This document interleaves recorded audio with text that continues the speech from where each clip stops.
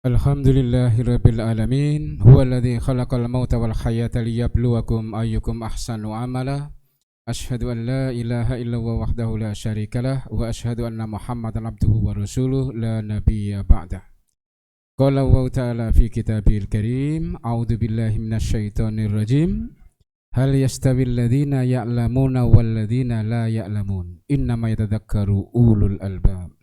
Wa qala aidan la yastawi ashabun nari wa ashabul jannah. Ashabul jannati humul faizun. Amma ba'du. Para jamaah sekalian rahimakumullah, marilah kita senantiasa meningkatkan keimanan kita, ketakwaan kita, dan amal soleh kita. Semoga dengan demikian kita dimasukkan Allah ke dalam hamba-hambanya yang soleh. Amin. Allahumma amin. Para jamaah sekalian rahimakumullah, ada pembelajaran yang perlu kita ambil sebagai pelajaran untuk pencerahan spiritual kita, yaitu dengan cara napak tilas jejak keberagamaan bangsa Arab yang disebut dengan golongan Arab Badui. Arab Badui itu artinya adalah orang-orang desa atau pegunungan. Temanya adalah tentang kegagalan dalam mencapai kualitas keberagamaan karena budaya.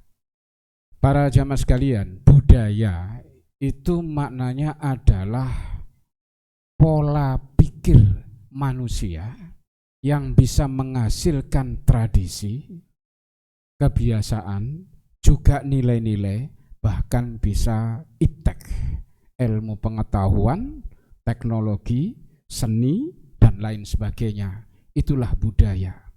Pola pikir manusia bukan main memang para jemaah sekalian. Sementara makhluk yang lain tidak diberi kemampuan berbudaya ini para jemaah sekalian. Yang bisa membangun peradaban perubahan adalah manusia ini ya para jemaah sekalian. Nah, karena mungkin kemampuan budaya ini para jemaah sekalian yang tidak diimbangi dengan yang namanya keimanan, ilmu boleh saja terus meningkat, pengetahuannya meningkat, bahkan pendidikan meningkat, gelarnya juga meningkat para jamaah sekalian. Tetapi kalau tidak dibarengi dengan keimanan, maka di dalam hadis Rasul itu cukup menarik. Kalau kita simak, man izdada ilman walam yazdad hudan falam yazdad minallahi illa bu'dan. Orang yang bertambah ilmunya tapi tidak bertambah imannya, justru tambah jauh kepada Allah para jemaah sekalian.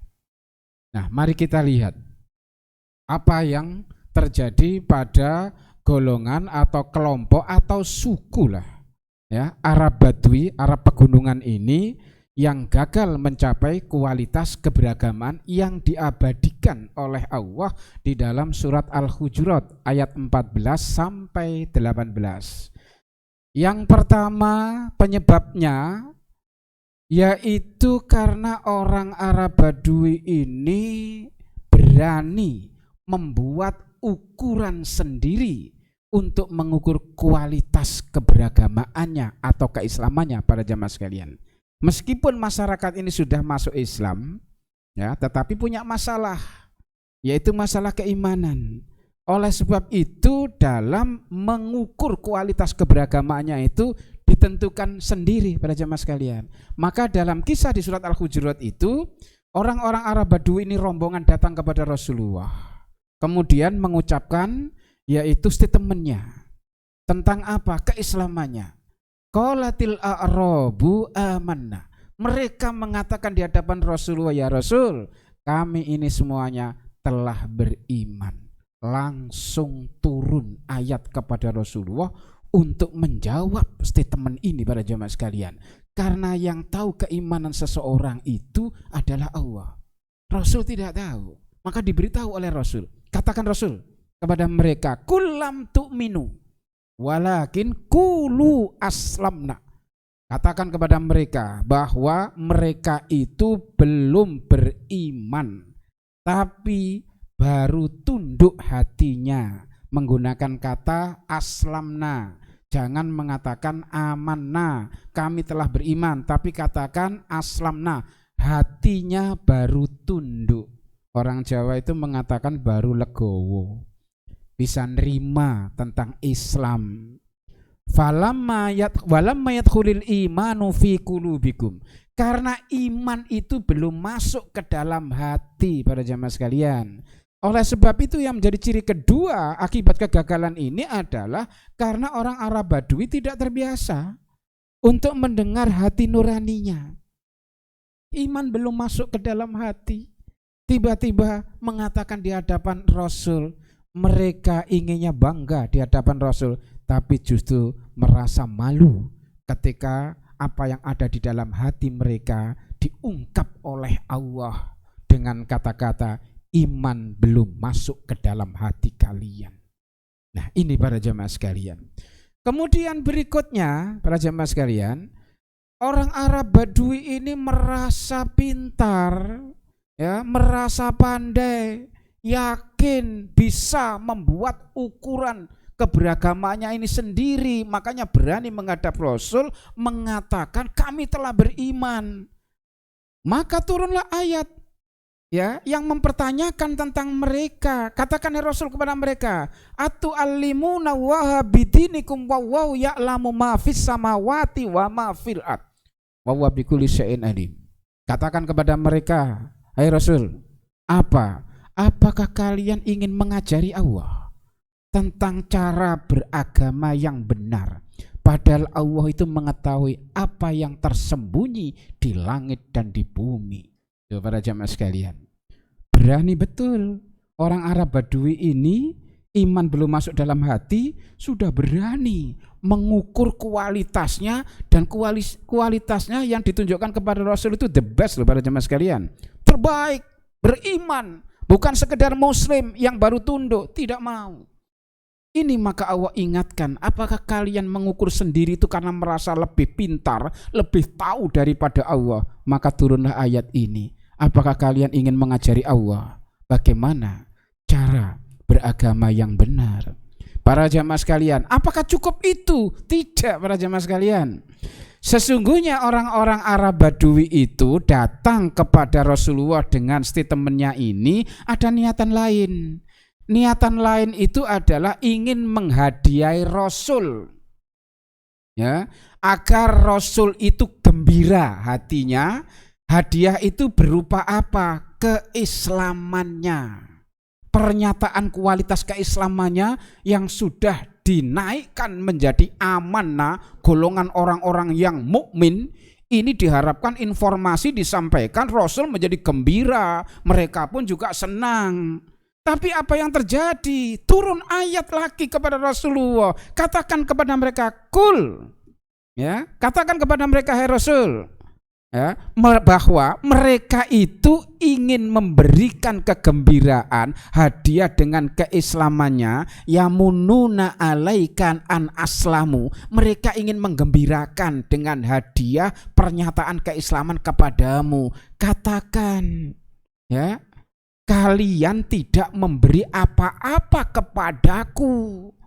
Justru Allah yang memberikan karunia kepada kalian dengan menunjuki tentang hakikat keimanan.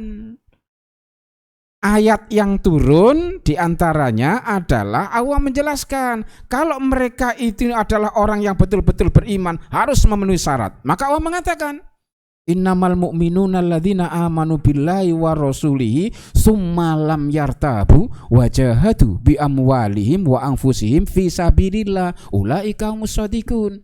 Kalau mereka itu memang benar, maka kalau ingin menjadi orang yang beriman di sisi Allah memenuhi dua syarat. Satu syaratnya yaitu beriman kepada Allah dan Rasul tanpa keraguan. Yang kedua bersedia mau berjihad fisabilillah dengan harta dan jiwanya para jemaah sekalian. Kalau ini dipenuhi, maka pernyataan amanah itu diterima oleh Allah. Ketaatannya, karena keimanannya masih ada keraguan, ketaatannya pun juga setengah-setengah para jemaah sekalian.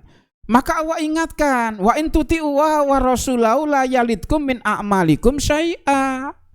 Kalau kalian itu, hai orang Arab Badui, mentaati Allah 100% total, kafah, maka setiap ibadahmu apapun yang dilakukan atas nama Islam itu tidak dikurangi sedikit pun pahalanya. Ada dua peluang untuk orang Arab Badui ini para jamaah sekalian. Kalau memenuhi syarat keimanan tanpa keraguan dan berjihad fisabilillah, maka pernyataan amanahnya diterima oleh Allah. Yang kedua, pahala amalnya tentang keislaman ini kalau didasarkan pada ketaatan yang totalitas, maka nilainya, pahalanya tidak dikurangi sedikit pun para jamaah sekalian. Inilah kebiasaan di masyarakat para jamaah sekalian. Orang-orang yang punya masalah fundamental, yaitu masalah keimanan, peluang keraguan itu tetap ada, tetap tinggi, ketaatannya tidak bisa total, maka ruang-ruang yang kosong ini dengan wilayah keraguan ini akan didominasi oleh budaya para jamaah sekalian. Oleh sebab itu, karena manusia punya kemampuan berbudaya, pola pikirnya, maka agama pun di-create para jamaah sekalian. Saya berikan contoh yang mudah, yang sudah pernah ramai ya di WA, di medsos itu. Apa prinsip budaya ini? Lebih cepat, lebih baik dalam sholat itu. Maka sholat yang lama itu tidak disenangi oleh generasi muda. Ya, prinsip lebih cepat, lebih baik itu akhirnya terbukti. Ada golongan kelompok yang sholat raweh 23 rakaat 7 menit selesai. Dan itu banyak pengikutnya. Ya, para jamaah sekalian. Padahal Rasul ketika tentang sholat prinsipnya apa? Sallu kama ra'aitumuni usolli. Kalau sholat, lihatlah aku sholat. Bagaimana aku sholat? Apa yang aku baca? Gerakanku apa? Ya, apa yang aku lakukan sebelum sholat? Apa yang aku lakukan setelah sholat? Kalian semuanya menjadi saksinya. Ketika sholat dimulai dengan apa? Bacaan-bacaan apa? Kreasi-kreasi di dalam sholat ini menjadi besar ketika orang itu tidak merujuk kepada bagaimana tata caranya sholat Rasul. Ya mohon maaf para jamaah sekalian. Di dalam hadis Rasul itu, kalau ketika kita ruku, perbanyak mengagungkan Allah. Ketika sujud, perbanyak doa kepada Allah, karena jarak itu jarak terdekat antara hamba dengan Allah, Khalik dengan makhluknya, dan peluang diterimanya itu besar. Ya, dalam sujud itu perbanyak doa. Tapi ada orang yang berdoa di luar perintah Rasul ini. Ketika imam itu membaca Fatihah, ya, memimpin rombongan ini menghadap Allah dengan menyampaikan pujian-pujian kepada Allah, diawali dengan sebuah pengakuan Bismillahirrahmanirrahim, karena hanya kekuatan Allah sajalah, rahmat Allah lah bisa melakukan ini, lantas memujilah. Orang yang sholat itu, Allah itu alhamdulillah. Maka Allah jawab, hambaku memujiku. Ar-Rahmanir-Rahim, lagi-lagi hambaku memujiku. Maliki yaumiddin, hambaku mengagungkanku. Lantas apa yang dilakukan hambanya ini? Hambanya ini lantas berjanji kepada Allah, Iyyaka na'budu wa iyyaka nasta'in. 17 kali minimal dalam sholat fardu itu hamba Allah berjanji, dan janji harus ditepati para jamaah sekalian. Setelah berjanji apa? Mohon kepada Allah, karena janji ini disambut oleh Allah. Itu antara aku dan kamu, itu hakku juga hakmu. Ya, kemudian apa? Hambanya minta ihdinas siratal mustaqim sampai akhir. Apa jawab Allah? Apa yang kamu minta pasti aku penuhi. Maka semuanya, imamnya dan jamaahnya mengatakan amin. Ya Allah, kabulkanlah permohonan kami. Tapi tiba-tiba kita mendengar Di samping-samping kita mengatakan Allahumma gfirli wali walidayya warhamma kama rabbayani shaghira, amin. Kenapa dia minta di sini berdoa kepada Allah? Yang diperlukan setelah Fatihah itu hanya kata-kata amin. Apakah mereka tidak melihat bagaimana Rasulullah itu memberikan peluang tentang doa? Kalau ingin berdoa, berdoalah ketika sedang sujud, bukan mengakhiri Fatihah. Ini perlu orang melakukan pencerahan, perlu bedah yang namanya hadis Rasul agar tahu kaifiatus sholatin Nabi, tata cara sholatnya Nabi. Ini para jamaah sekalian, ketika orang ada masalah, yaitu keimanan yang masih diwarnai dengan keraguan, ketaatan yang belum total akan mudah dimasuki unsur budaya, para jemaah sekalian. Kalau sudah unsur budaya masuk di dalam agama, maka banyak sekali praktek-praktek ibadah atas nama Islam ini tidak didasarkan pada kebenaran yang datang dari Allah, tapi didasarkan pada nilai budaya.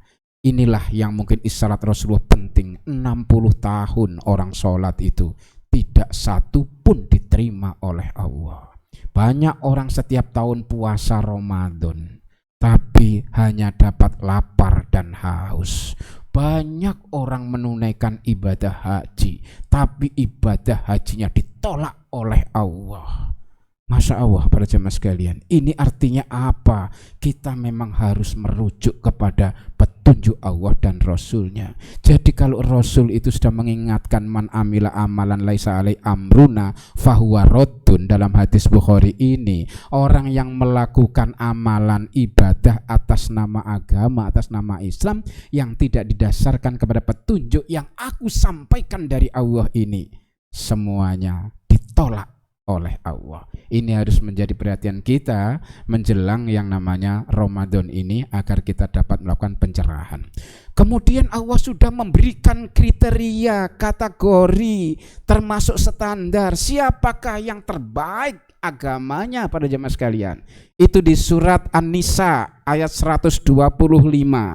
Waman ahsanu dinan, siapakah yang lebih baik agamanya daripada satu, mimman aslama wajahu lillah, orang yang ikhlas berserah diri kepada Allah. Semua orang bisa, karena Allah sudah mengatakan la yukallifu nafsan illa wus'aha. Beban apapun yang diberikan semuanya bisa dilakukan manusia kecuali yang tidak mau. Jadi syaratnya adalah membangun niat, mau atau tidak mau ikhlas, berserah diri kepada Allah. Allah katakan inna sholati wa nusuki wa mahyamati lillahi rabbil alamin. Mau ndak ini? Kalau tidak mau adalah persoalan bukan tidak mampu, tapi persoalan niat, tidak ada keinginan para jemaah sekalian. Yang kedua, wa muhsinun, orang yang selalu berbuat kebaikan para jamaah sekalian. Ketika malam hari menanyakan kebaikan apa yang harus aku lakukan menurut Allah dan Rasulnya. Setelah subuh menanyakan apa kebaikan yang harus aku lakukan. Ketika mau duhur apa yang harus aku lakukan. Ketika sore apa yang harus lakukan. Kalau mau tidur apa yang harus aku lakukan. Ketemu A, B, C, apa yang harus aku lakukan? Ketika menempati suatu tempat, di situ semuanya orang sedang menunggu. Alangkah baiknya kalau itu juga berkata yang terbaik di sisi Allah. Waman ahsanu qaulan mimman da'a ilallah. Menunggu di lift, menunggu di antrian, ngajak orang, ayo kita kalau mau ini ya, ayo khatam Quran. Cukup 3 kali baca Qul huwallahu ahad al-ikhlas. Masya Allah, dakwah sederhana, nilainya besar para jamaah sekalian. Ya, ini siapa yang terbaik perkataannya, yang mengajak ke jalan Allah. Ini ada orang yang masih belum jamaah ke masjid, nongkrong pinggir jalan padahal muslim, sambil ke masjid diajak, mari kita sholat. Kalau nggak mau itu sudah urusan dia, tapi ajakannya adalah kaulan, perkataan terbaik di sisi Allah. Para jemaah sekalian, itu muhsin ya.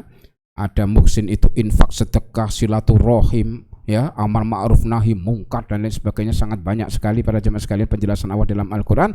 Yang ketiga, wattaba'a millata Ibrahim hanifa, mengikuti agama Ibrahim yang lurus, akidah tauhid, agama tauhid ini para jemaah sekalian. Wa ma umirtu illa liya'budullaha mukhlisina lahuddin, ikhlas menyembah Allah saja, la ilaha illallah, ya. Inna dina indallahil Islam, agama satu-satunya yang diridhoi oleh Allah. Inilah para jamaah sekalian yang dapat khotib sampaikan, semoga menginspirasi dan memotivasi kita semuanya untuk selalu melakukan pencerahan spiritual kita, dan semoga Allah menyampaikan kita di bulan Ramadan yang akan datang ini dengan masuk yang benar dan keluar dengan benar. Amin. Allahumma amin. Aqulu qouli hadza fastaghfirullahal adzim innahu wal ghafurur rahim.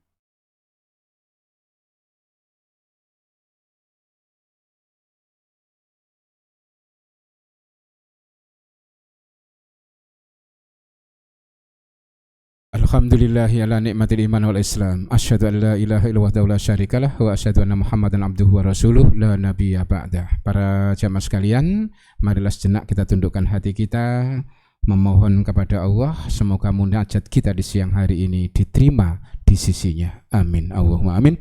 A'udzubillahi minasyaitonirrajim. Bismillahirrahmanirrahim. Allahumma shalli wa sallim ala nabiyyina Muhammadin wa ala alihi washabihi ajmain bi rahmatika ya arhamar rahimin. Allahumma ighfir lana wa li walidina warhamhum kama rabbayana shighar wa li jami'il mu'minina wal mu'minat wal muslimin wal muslimat al ahya'i minhum wal amwat. Allahumma a'inna ala dzikrika wa syukrika wa husni ibadatik. Rabbana la tuzigh qulubana ba'da idh hadaytana wa hab lana min ladunka rahmah innaka antal wahhab. Rabbana hab lana min azwajina wa dhurriyyatina qurrata a'yun waj'alna lil muttaqina imamah. Allahumma adfa'anna al bala wal waba wal fakhsha'a wal munkar wal mikhan wal fitan ma dhahara minha wa ma batan min baladina hadha khassah wa min buldanil muslimina amah. Allahumma inna na'udzubika minal barasi wal jununi wal judami wa min sa'il asqam bi rahmatika ya arhamin. Rabbana la tu'akhirna in nasina wa akhtana. Rabbana wa la tahmil alaina isran kama hamaltahu alal ladzina min qablina. Rabbana wa la tuhammilna ma la taqata lana bih wa'fu anna waghfir lana warhamna anta maulana fansurna 'alal qaumil kafirin.